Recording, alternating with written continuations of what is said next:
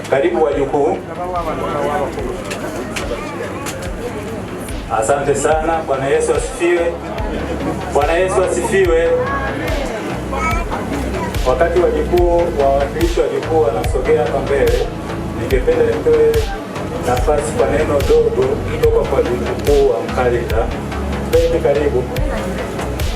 Neno dogo kutoka kwa wajukuu wa Mkalita. Wajukuu, naomba msogee mbele kwa wawakilishi wale wachache waliopo hapa. Bwana Yesu asifiwe. Moja ya jambo ambalo tunashukuru sana wazee wetu, maancestors wetu na Wakatare ni umoja ambao walitengeneza kwenye familia hii.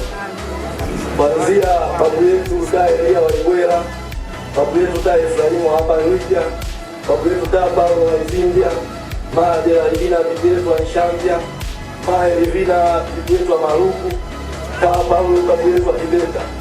Wajukuu wote hao ambao sisi ndio vitukuu wa Mkalita, tuna jumuiya yetu ambayo inathibitisha umoja ambao babu zetu waliweka.